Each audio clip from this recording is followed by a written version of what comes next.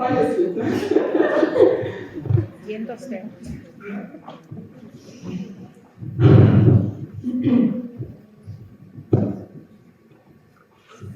Ready?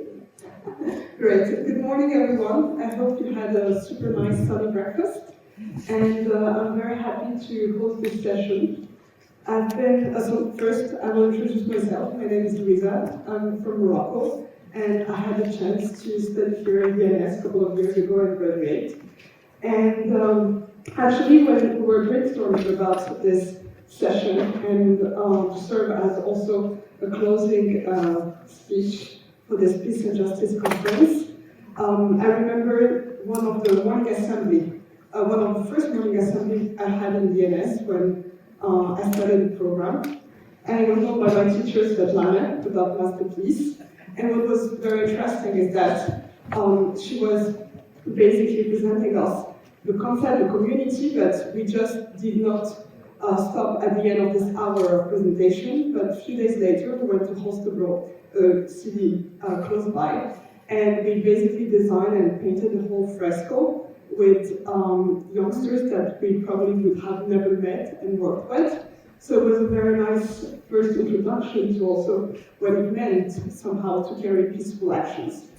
And I would say that this was the first footstep, let's say, understanding how to use and how to implement peace within our studies and teaching.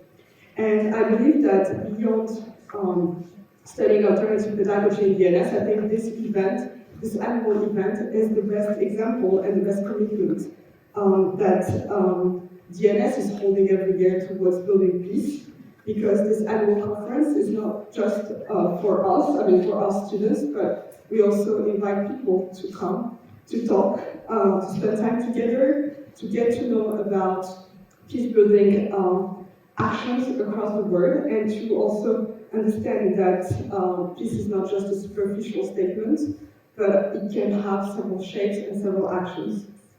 And well, during the past days, you've been joining several workshops, listening to amazing keynote interventions, and I hope that there are some elements and practices that you're ready to put back in place in your communities, in your organization, to tackle climate change and advocate for peace. And I believe also that there are still several actions that will be created and imagined in the next weeks and years to come. And well, while preparing this session, I was Googling simply how to basically evaluate peace in the world. And I found the Global Peace Index report from 2024 that is released by the Institute for Economics and Peace. And basically they try to quantify peace and the benefit of peace in the world, and they identify a couple of factors that will help us to measure peace. And well, in 2024, according to this report, North America is actually the largest region where we had an enormous deterioration of peacefulness. And this was driven by increased violence and crime, and also perception of criminality. The second interesting point is that today the expenditure in peace building and peacekeeping solution was about $49 billion in 2023, which is just 0.6% of the total military spending in the world. And in this panel, we'll also be talking about money and how to finance peace.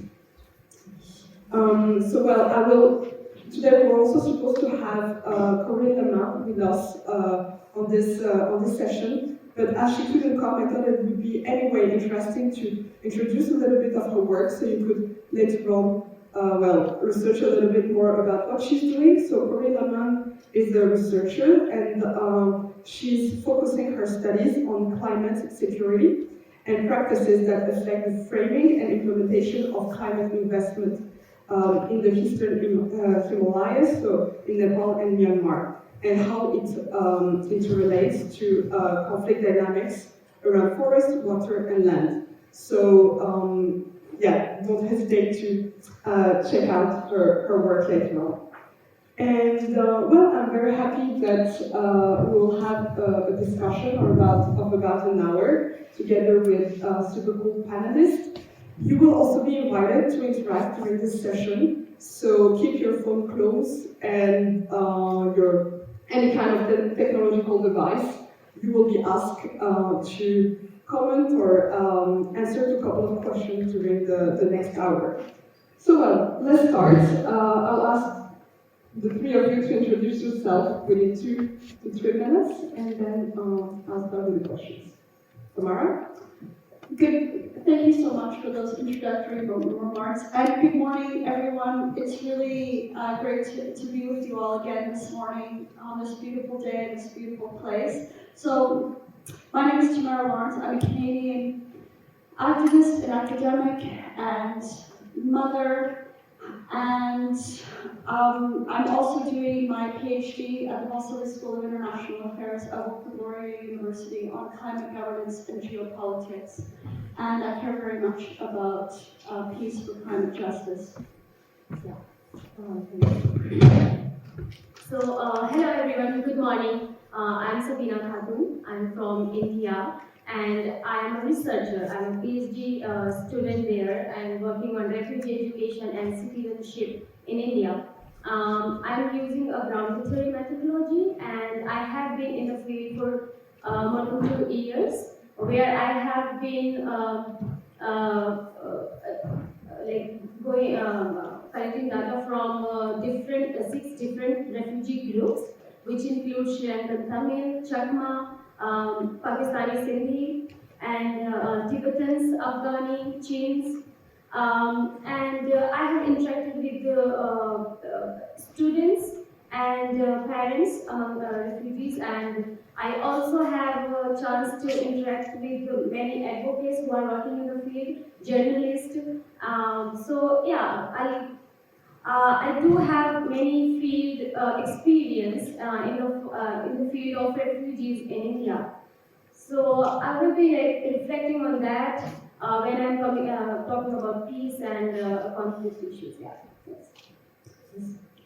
And my name is Svetlana Kosenko, and I'm a DNSer. I think that's probably the first thing that comes to my mind. But yes, right now I'm an educator and also a Master Peace Denmark leader. And so like part of the global movement for peace building activities around the world and actually encouraging individuals to rather do something. Yeah, so I'm back home and I'm very happy to be here and be invited to discuss with such a lovely group. Great, thank you very much. Well, to start with, Tamara, you got this question yesterday, how to define peace. And actually, we'll ask you now to take your phone. There is a small QR code that will appear in 2 seconds. Yes, so basically you can scan the QR code and then you will be able to define peace in a word or a sentence. So have a nice word cloud.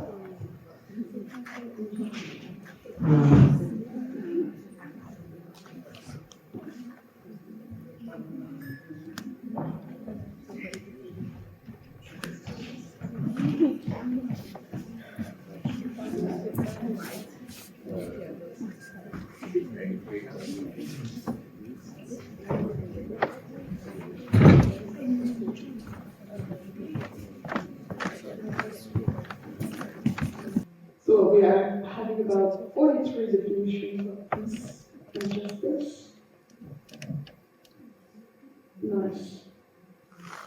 Well, while you are continuing typing, I'll ask Tamara if she would like, again, to define peace. So, for those of you who maybe weren't here yesterday, I used the definition by Ursula Franklin, who was a great Canadian peace activist and scientist. She won many awards, and she said that peace is the absence of fear and the presence of justice. It's not just the absence of violence or the absence of war. And I think that that's very important. And I also encourage people to read the beautiful essay by Dr. Martin Luther King Jr. in 1967, Beyond Vietnam. He basically defined peace as love, and I think that that's very important. Thank you. Susanna? Yeah. So I think for me, peace was always about the global aspect of it and of a collective. Because in one of my native language, Russian, peace is the same word for world. It's like mir.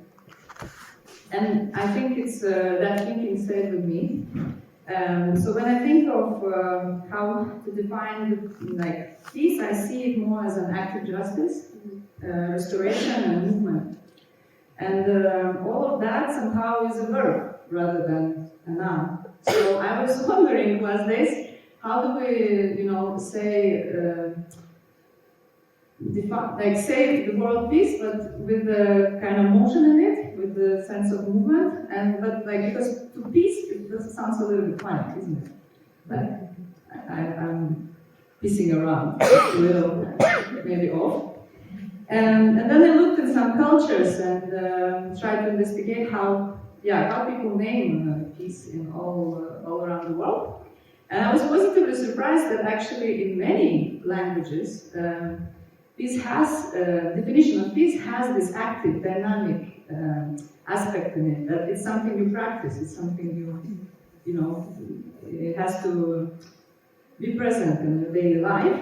And then I stopped to artifacts, that's Latin. And then to bring that word to life, the concept of being a verb, it's like to pax. It sounds a little funny, but more gangster, isn't it? Because to pax, yeah. But so to pax, and I think, I think that we really should, it's a pursuit, it's a pursuit of justice, it's a journey. And so I think that is how I would define this. Great. Wow.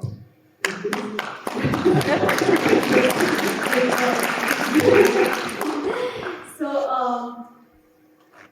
I agree with whatever you guys said, but for me, peace is something. I come from a country which is known for its diversity, and when there's diversity, there's conflicts.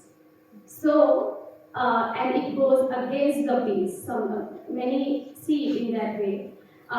So for me, the tolerance is a best way to get peace in a country where diversity is full of diversity, and it applies to whole world, because most of the time we are intolerant to any unknown culture or unknown rituals, and that brings the conflict.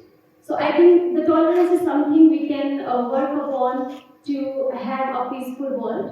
And also, when I was seeing these clouds, it's very interesting, and the terms, all the terms which has been used here, we can categorize it in three ways. So first, what brings peace? Second, what peace brings? And then how we maintain peace. So these all terms we can categorize in that. So it is an active work, how to maintain it and how to bring it, and what it brings. That is something we can have in now. So yeah. Thank you. Thank you. Well, after defining this quite difficult concept, it's also impressive, and I think it's extremely interesting to see the amount of definitions that peace justice can have, and also it means that there are several actions that can be taken. And I think the most important at the end of this conference is, of course, to get to feel more knowledgeable when it comes to the big threats to peace today in the world, but also I think we would all like to leave having a couple of ideas of actions and strategies that we could implement and that could have an impact. So we are quite lucky to have three amazing women with three different expertise that will be able to enlighten us a little bit more on methods and strategies to pursue climate justice. But first, again, you will be able to tell your perspective on the most relevant / important strategy to pursue peace. So again, you will have to scan QR code as the last one. And you will be basically having a couple of options. And you'll have to vote for the strategy that you believe is the most effective when pursuing climate justice. So you'll be able to vote between green technology and innovation, market-based mechanism, strong government policy, climate reparation and global equity, or radical systemic change. You can only vote for one? Yes. Choose when you telephone. You have to mark it on the telephone. What is for you, in your context, from your experience, the most effective strategy?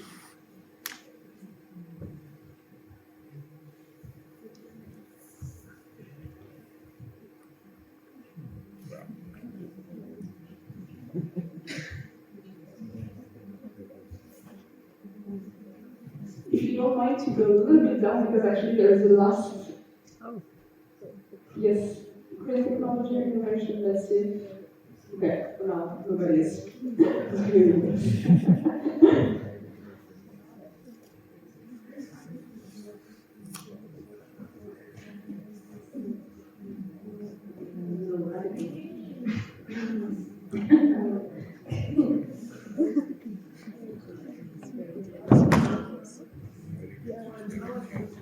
All right, so taking the few last answers. But it seems that we will stand for more systemic change, right?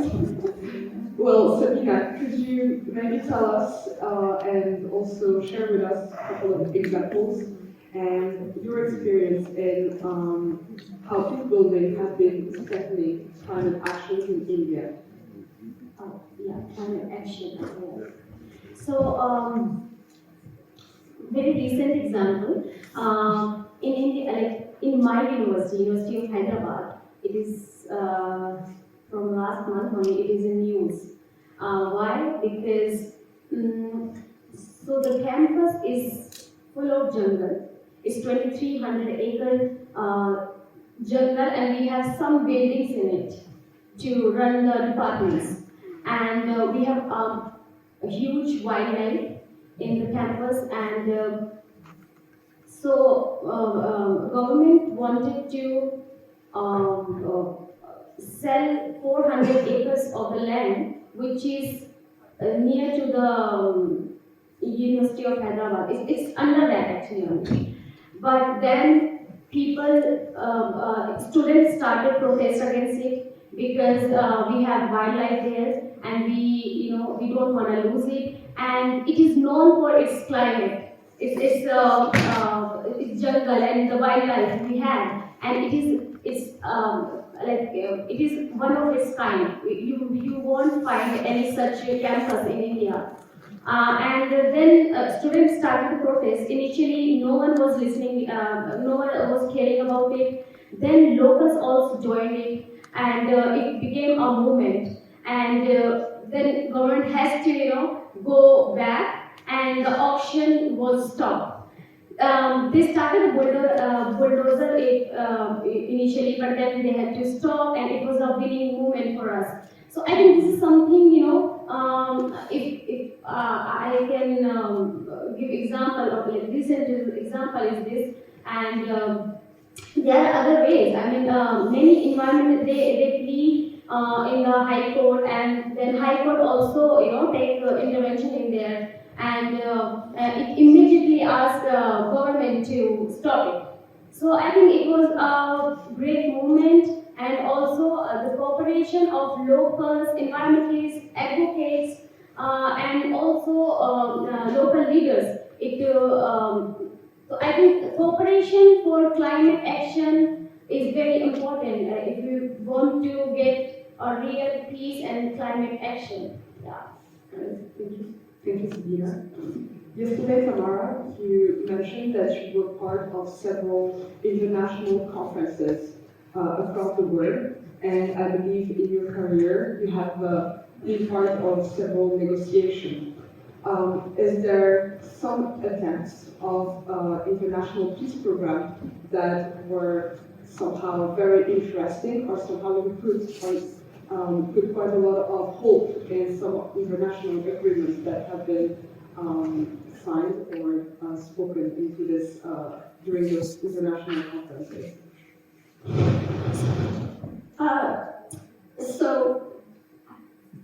One conference that comes to mind is in June of 2023. People from around the world converged in Vienna, in Austria, for the Peace in Ukraine conference. So by Zoom, online, there were Ukrainian activists that participated, there were people from Russia that participated, all over Europe, from Latin America, from Asia, very senior people from different governments as well attended, and we made the connection between ending the war in Ukraine and achieving climate justice and sustainable development. And there was a lot of opposition from some governments for us meeting as activists and as leaders to try to end this war. And then I was also very impressed that this was, of course, in June of 2023, but since this terrible genocide in Gaza, in the climate spaces, so in Dubai, in Baku, many climate activists are raising the alarm about what's happening in Gaza and mobilizing and trying to call for peace in Gaza, for a ceasefire, and for climate justice. We cannot have the people are suffering in Palestine.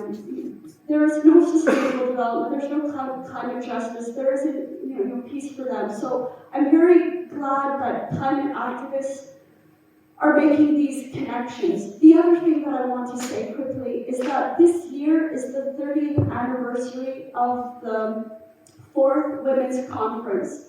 It was held just outside of Beijing, and the declaration, the Beijing Platform for Action, the women around the world, thousands of women converged for this conference, and they called for cutting military spending, and they called for general and complete disarmament. So this year, the women's peace movements, the Women's International League for Peace and Freedom, and the Canadian Voice of Women for Peace are in solidarity with women's peace groups from around the world, calling for implementation of this really important declaration and platform for action. So we want, and it also, of course, made the links to protecting the environment, taking action on climate change, but that can't happen if we are not also working for peace. And then finally, we have a campaign in Canada, because Canada is a highly militarized petro-state, running so much on fossil fuels, buying so many weapons, building so many weapons. So our women's peace groups have a campaign: demilitarize, decarbonize, decolonize. And this is what we are really trying to implement in solidarity with other groups in Canada.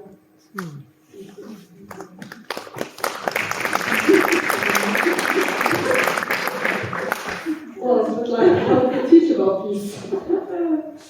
Yes, I have all the answers. No, so when thinking of how do I, learn the facts, yeah, and how I would teach that, or how I believe I do, I think I would start from creating more of, I call it brave places. it's not anymore just about the safe place where you can express and talk about your feelings. There should be a brave space to also challenge those thoughts, challenge those feelings, and question, what to do about it, and how to protect more than just yourself, and how to focus a little bit to the outer perspective, and that takes some courage. So I think we really, and DNS, I'm not biased, well I am, but I think it's one of those great places where young people come to in search for some encouragement. So I think it becomes a nest for brave activists to grow, and to create a brave place, it also takes a community. You can't. It's a collective that can do that. So I think the more places we create like that, and the more we look at our little, neighborhood, village, street as a community and as a collective, where at least the aim is to create a brave place. Then I think that's already a big step towards learning how to pact. Another thing is, of course, learning by doing, because learn to pact to learn. Today we will hear a lot of that. So, I think it's about a high degree of reality. You have to meet the other. You have to go out of the classroom in order to learn. I do not believe that learning is happening in a closed place with four walls. And I think all of us here can definitely agree with that easily, because these last days we also were not closed in one place, and so much more magic happened, and so much more inspiration was shared. So I think expanding classrooms to the village, to the streets, to the global community, somehow to, you have to touch, you have to sense, you have to smell, you have to not only read and be theoretical about this as well. And that leads me to the last, I think, very essential, is that you have to train. You have to try.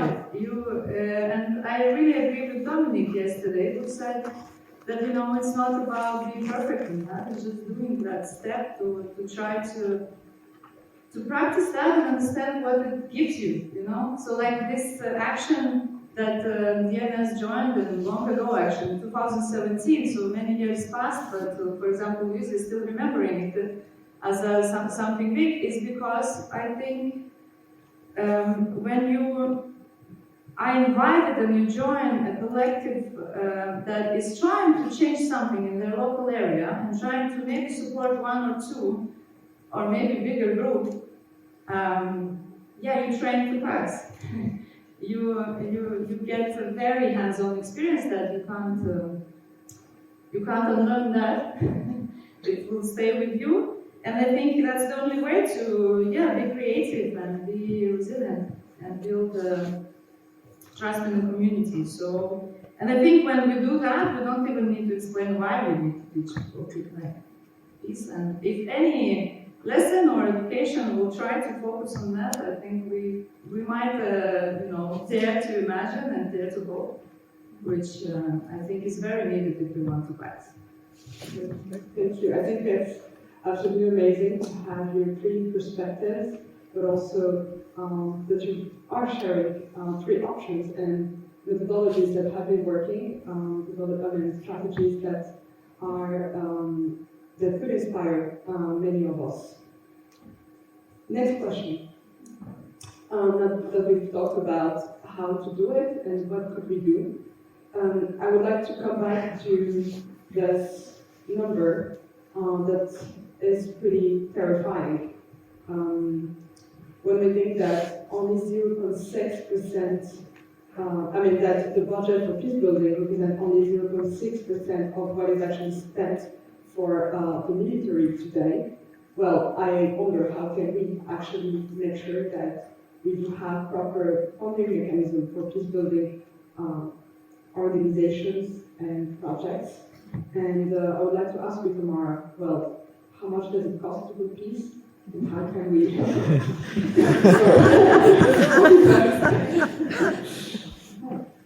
So, the former UN Secretary General Ban Ki-moon said the world is overarmed and peace is underfunded.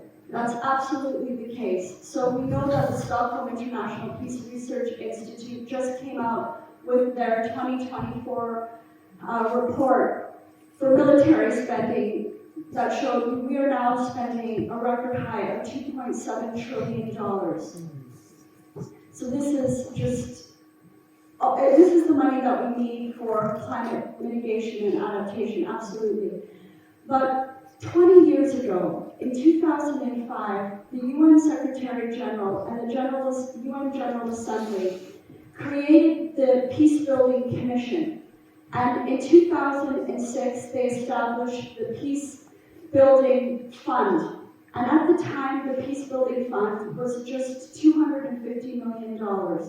And they've been working really hard to try to get it to $1.5 billion. So this is a very low amount. But what the UN has been doing is giving little bits of money to countries that are in conflict with their neighbors and trying to provide these resources to help with peace-building measures. And I think that this is so tremendous. And this peace-building fund is being contributed by many of our countries. So in Canada, we have encouraged our government to contribute more to the UN Peace-Building Fund. And I would just encourage you in your respective countries to call on your governments to invest in this important fund. And then, so this is $1.5 billion. They are trying to top up this fund for the UN Peacebuilding Fund. So I encourage you to support that. And then also let's think about the fact that the UN peacekeeping budget is just $5 billion, in contrast to global military spending at $2.7 trillion. So we really need to do more to put pressure on our governments to invest in peace and in peace building. One thing that I noticed in the UK, which I wish we had in Canada, is something called the Roundtree Foundation. So there were these wealthy Quaker chocolate families, Cadbury and Roundtree, that invested the money that they made off their chocolate into these private foundations where they give a lot of money to peace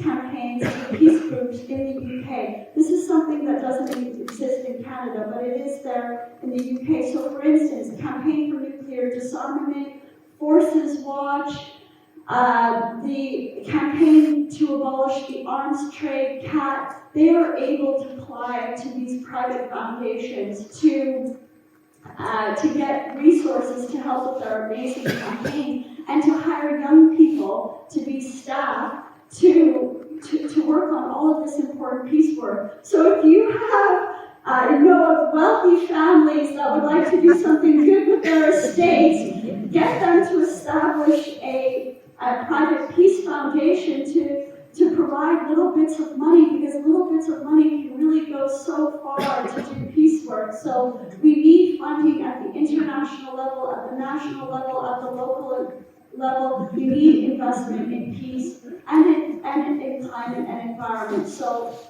we need to think creatively of how to make that happen. Sure.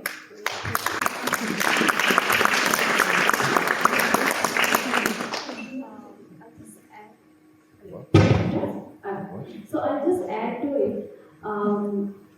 When this question came, I was thinking, when we are, with good intentions, we want to do something good, we do not get funding. And if we want to do something, very conflicting things, or for riots, they will be funded.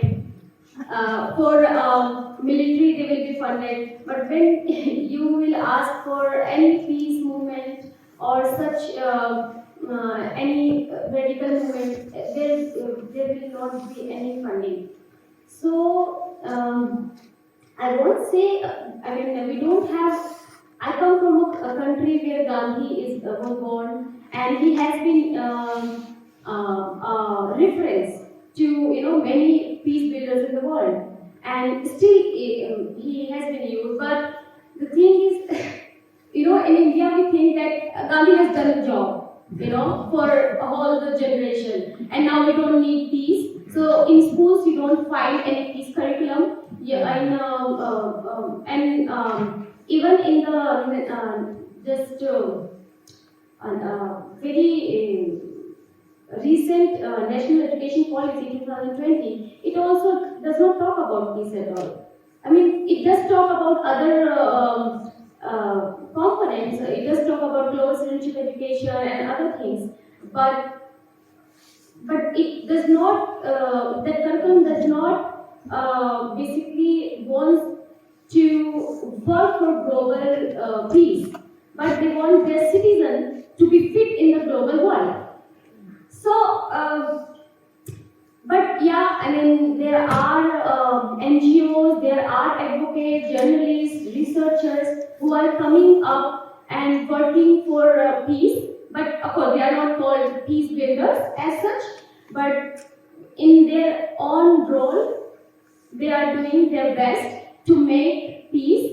And while I was interviewing advocates, researchers who are working with refugees, so most of the advocates told me that they have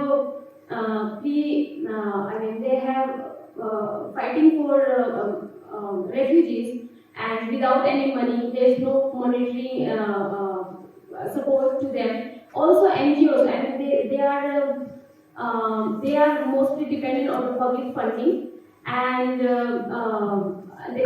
there are some advocates who are also working for legal advisory, and also they are supporting in other means to the detention centers as well.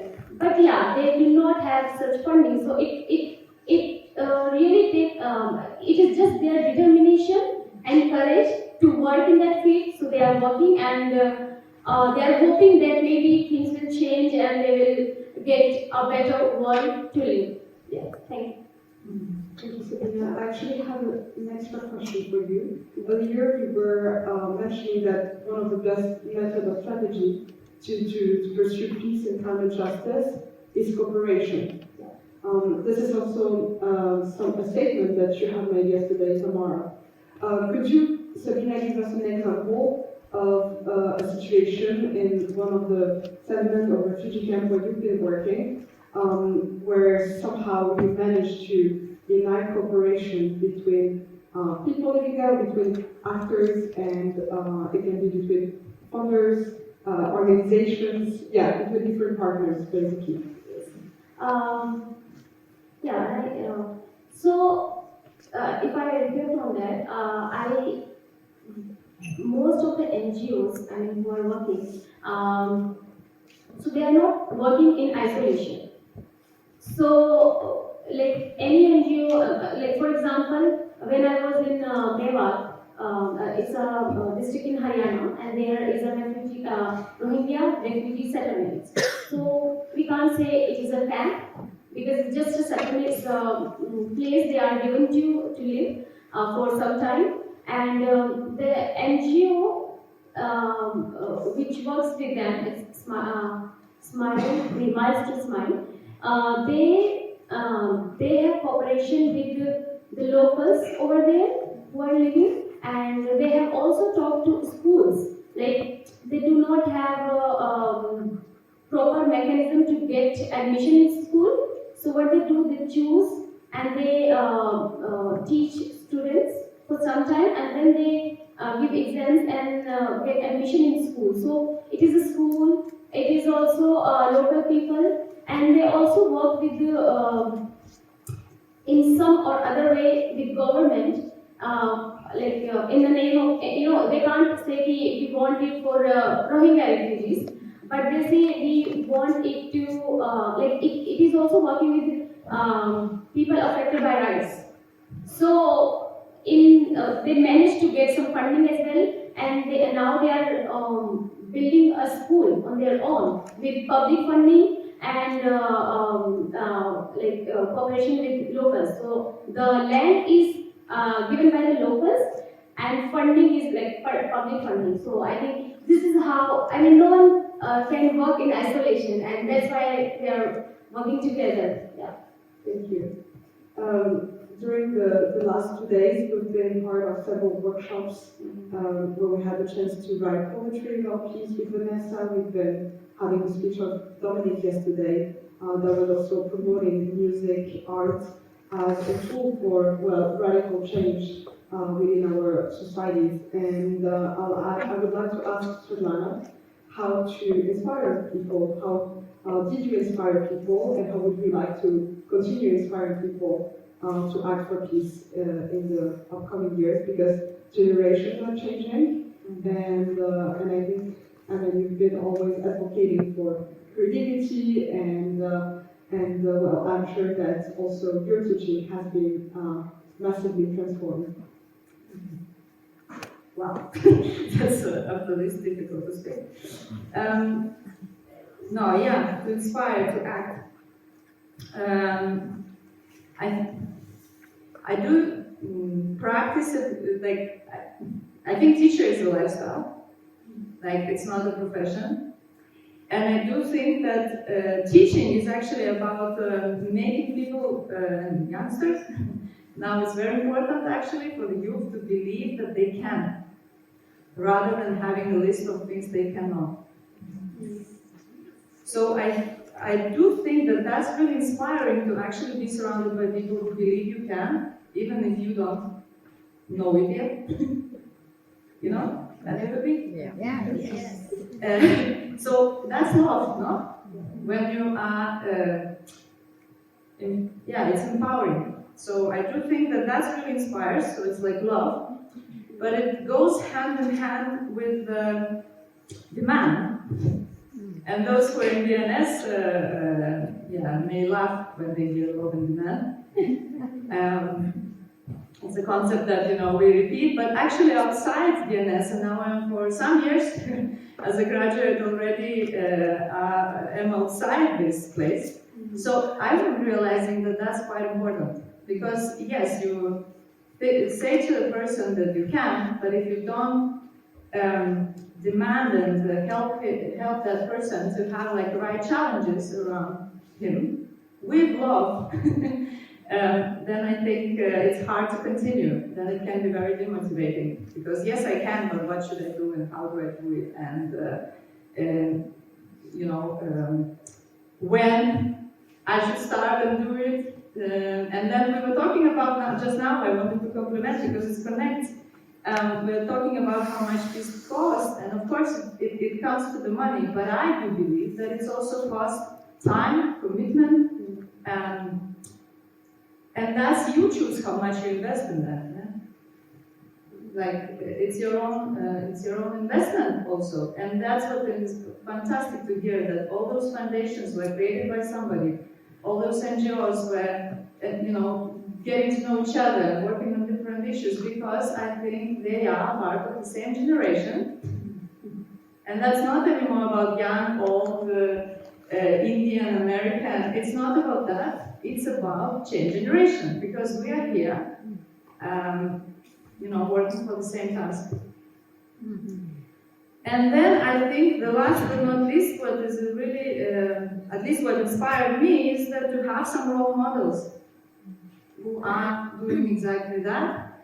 So the more we encourage each other to learn about what's done on that side, like, because you can be very depressed reading the news or reactions of people to all the events and all the conflicts, but because peace is not just silence of conflict, then I think it's just important to also know what's on the other side, who is doing and what they're doing. And there are so many ways people can contribute. If you are afraid to go on the street to protest and carry the flag, you can maybe draw that flag.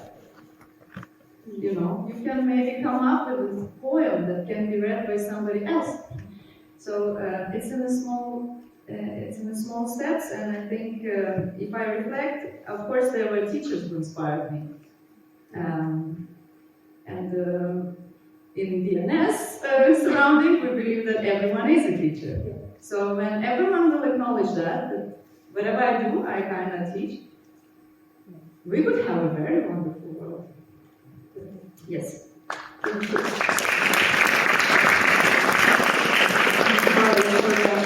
Yeah, I would just like to say that peace is absolutely critical to our survival. It is fundamental to our healthy, good relationships with our partners, with our friends, in our families, in our communities, at the national level, at the international level. Dr. King said the choice is coexistence or co-annihilation. Peace is absolutely crucial. So we need to question, why is it that in Canada, the universities are no longer really teaching peace anymore? There are very small, marginal peace colleges. They've either canceled the programs or they underfunded them. Why is it at the international level that peace is underfunded, right? Peace is a dangerous idea. Why aren't we seriously talking about peace in Europe? Why aren't we engaging in diplomacy? Because peace goes to this. It goes to the radical systemic change that we need. This is why it's kind of considered a dangerous idea. So this is why it's so important what you're doing here, is you're creating the brave space that you can talk about peace and that you can build peace. This is so crucial, friends. So I want to encourage you to have the courage to go out there and make peace and build peace in whatever ways that you can think of. I just want to give you two small examples. In Halifax, Nova Scotia, where I was living, the federal government made the announcement that they were going to build warships. It's the biggest investment in Canada, $300 billion we are going to be spending to build warships on our dying oceans. And I decided, I worked very hard with a group of people to try to prevent this from happening. And we didn't succeed. The announcement was made. So I decided that I was going to stand Wednesdays against warships. I was going to stand with a sign outside the common entrance of where the naval shipyard is for the military and where the naval dockyard is for the military and the entrance for the shipyard, and stand with a sign that says, "No warships, demilitarize, action on climate change and poverty." So I stood I just created this. I started going by myself. Wednesdays against warships. I sent out press releases and I just stood with my sign, Wednesdays against warships. But you know what? People started joining me. So if you create it, people will join you. The other thing that another example that I want to give you is my government refuses to engage in diplomacy with Russia and China. So we created a women's delegation and we contacted all of the embassies in Ottawa, the Mexican embassy, the Chinese embassy, the Russian embassy, the Ukraine embassy, the US embassy, even our own government. We've asked 10 years, 50 courier letters to ask for a meeting with our Minister of Foreign Affairs, because a women's delegation for peace. They refused to meet with us. But Mexico said, we will meet with you. China said, we will meet with you. Russia said, we will meet with you. And we came as a women's delegation, and we said, we want peace. How can we build peace? We want these wars to end. We want these conflicts to end. And so I just want to encourage you, if you have ideas to make peace, if your governments aren't engaging in peace and diplomacy, do it yourself. That's what we've decided to do. We are going to make peace if our governments aren't going to do it. So I just want to encourage you to take action in whatever way that you can. Thanks.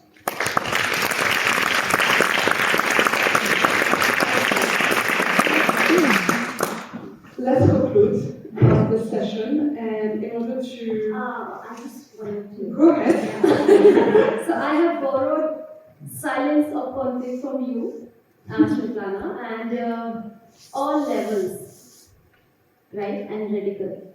As I've already mentioned, intolerance, and it's very clear that peace building is not a silence of conflict, but it is making a space where we can have a peaceful dialogue or maybe arguments, but we have, at least we can have that tolerance to listen to each other and come to a conclusion, or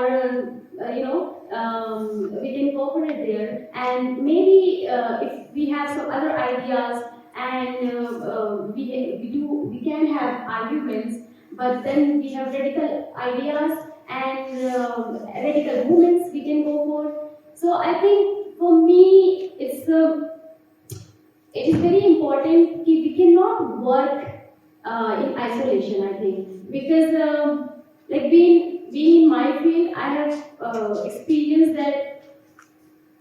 I mean, there like in my surrounding, there is no one who is interested in peace. They have their own life, they are engaged in it, and they are not interested in anything. Like for example, I have started a small initiative in my university level. They are laborers working in the construction field, and they have following children, like small children, and of course their parents are not, they are illiterate, they cannot teach at least alphabets or counting these things. So I thought, okay, we have education department, we will start it. At least I will start it, and then I will ask my other friends from education department so that they can, when I am not there, they can like continue it. But if there is certificate, then they are there. If there is no certificate, so they are not.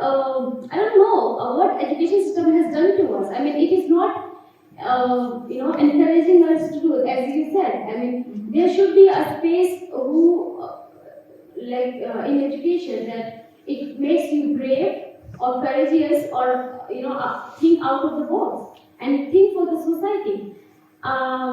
So yeah, I think it's very, but I'm lucky enough that I have already gone in the field. I have met many people who are interested, who are doing on their own, and they have making a space to work on peace. So yeah, I think this is by my side. We cannot work in isolation when we are working, so we need some support and also the funding. As she mentioned, it's very important, because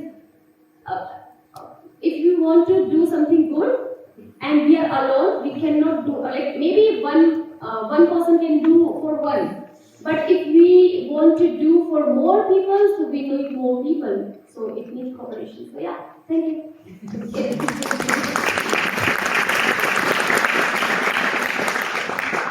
We'll have 10 minutes to conclude, and in order to do that, I would like actually to ask each of you to formulate a statement, starting by, in the name of peace, I.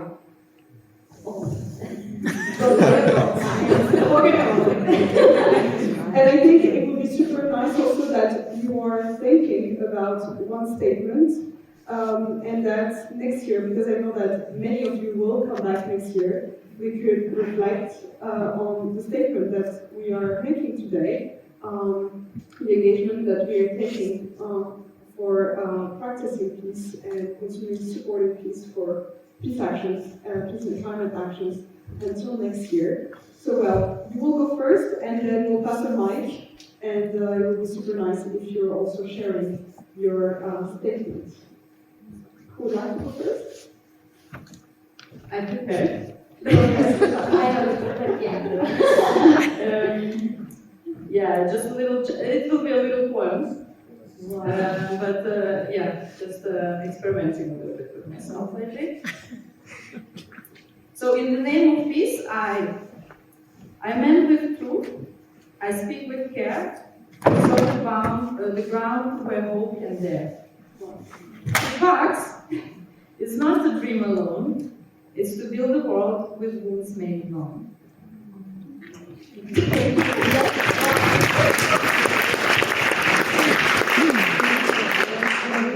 Yeah, that's it. Okay. It was late last night. So, as I already said, I mean, there is a big force who does not want me to work in this field. And so yeah, in the name of peace, I would not step back.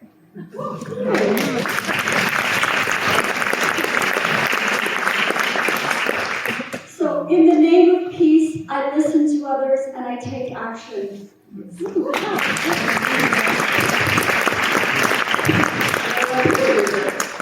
What about you? Well, in the name of peace, I will continue trying to be a good teacher.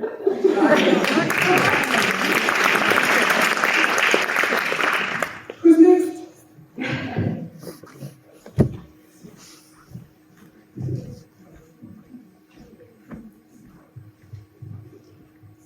Thank you so much. Maybe I would want to take you back to the question of peace. You questioned about what peace might be. I was actually contemplating on the definition of peace, of which, for me, if we are looking at peace as a phenomenon or as a concept, I think it can come in levels. The first level is a level where people would have managed to stop killings. For instance, if there is a war, that we refer to as a negative type of peace.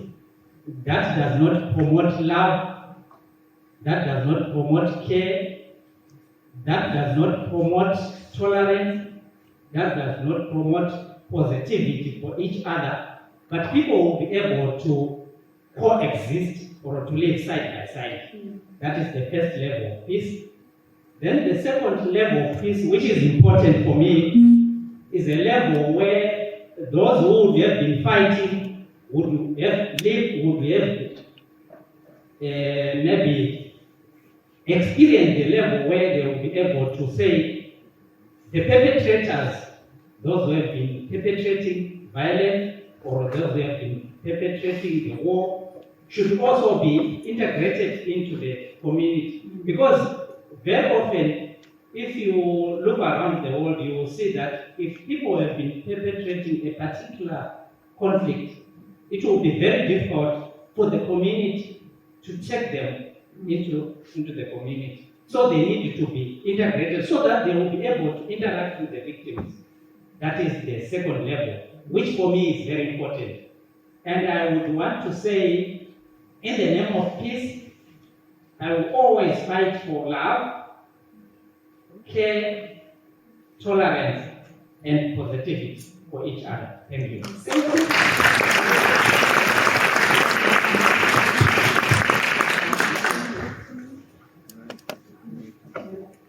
Mine is very short. In the name of peace, I will dream that the impossible can be made possible. Yes.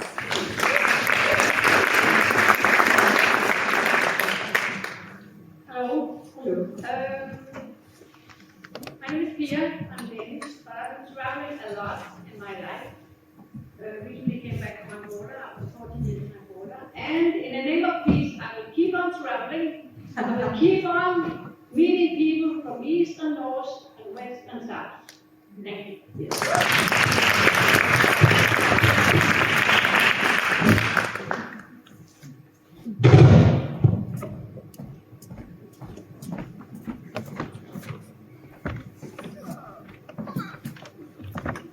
My name is Lone, and I'm working for Humanity to People.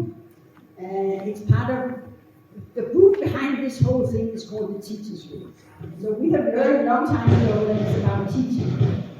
I have done fundraising for the last 25 years.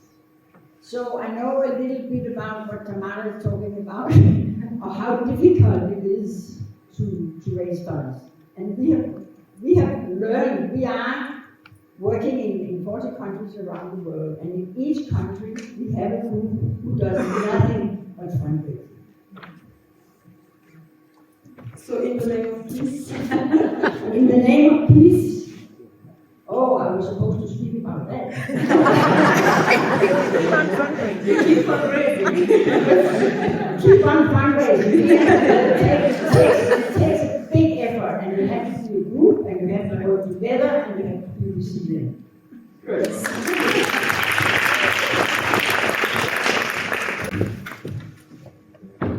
I am Sarah from C24, and in the name of peace, I will, together with my team, use our European reality to build community and peace.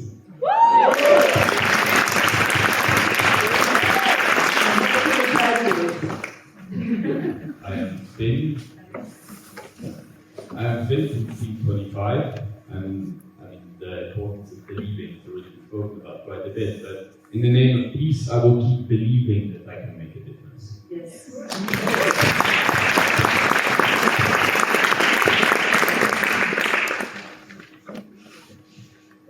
Hello, my name is Karin, and in the name of peace, I grow a lot of vegetables, but that's a lot of me. I was joining a workshop called Mental Colonization in Education, and in the name of peace, I think you should all see that film, which is called The Unseen Chains, and learn about Gustav Esteban. It was Luis Ulit and David Caballero involved in education.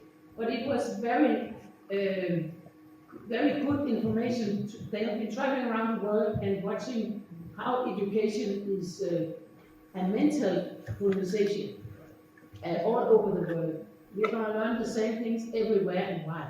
And it means that the original cultures and so on disappear. And I think that is one of the things that is also possible to make all this happen, what's happening. So in the name of peace, we should share this film and a lot of other information.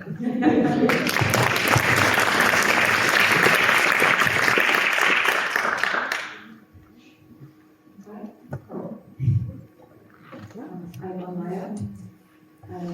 In the name of peace, I will learn how to love the people and the actions that I cannot understand.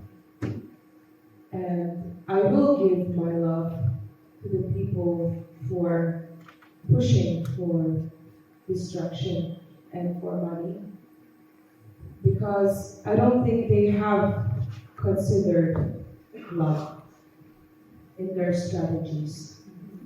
And they have a strategy for so many things and for their money to never finish and to last, but love. So, in the name of peace, I will work for a strategy for love.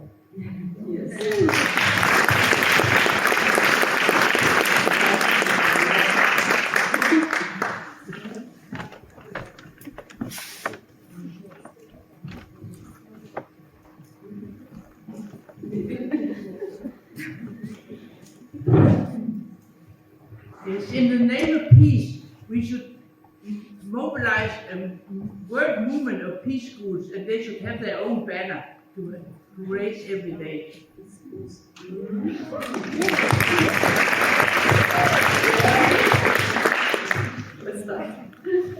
Yeah, in the name of peace, I will always put curiosity before judgment.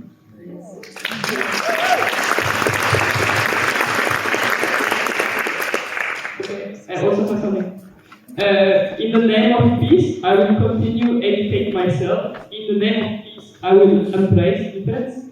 In the name of peace, I will never stop dreaming. And in the name of peace, I will never stop taking action.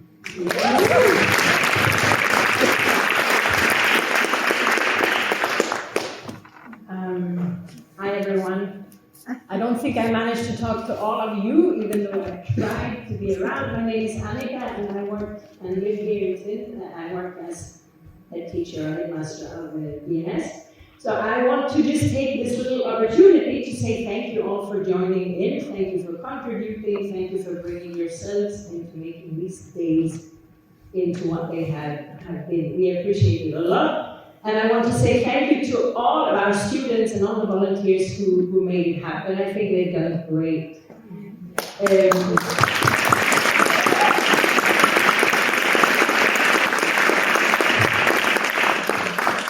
And then I will say, in the name of peace, I will stay in this place in an unforeseen future. future, and I will continue to work for that this place can be a liberated space or a great place, I just heard from Svetlana, where people can come to learn, to train, to practice, to make mistakes, to learn to cooperate, to go out in the world and unite with all the good forces, because that's what we need to do. And our vision is to fill this place with many more people. So this is also an invitation. If you have an idea, come and talk to us. And so in the name of peace, I will stick around and make this place grow.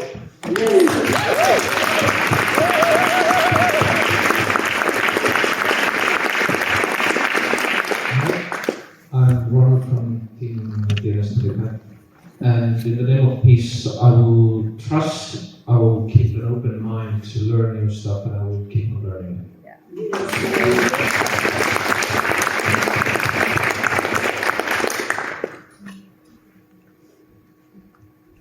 Okay, Kumara, you had the second statement, right? Well, you shared a resource, and I just want to share one resource with you. Has anybody seen this amazing documentary called A Bold Peace, Costa Rica's Path to Demilitarization? How this small Central American country abolished its military in 1949, and December 2nd, it always has a national day to celebrate the fact that it is a country without a military. And it's because it doesn't spend so much money on the military that it is a world leader on environmental protection, on decarbonization, on almost 100% electricity. It is, and on disarmament. It's amazing country. It's an amazing story. It's an amazing country. And I want to encourage the school to show this film, A Bold Peace, Costa Rica's Path to Demilitarization. And maybe, because Dominique is still here, that we could do another group photo just with this banner. We want peace, another group photo. Maybe we could do that before the break.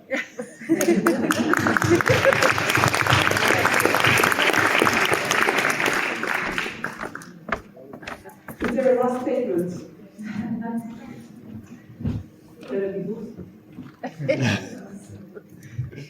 In the name of peace, I will create a community. Yes.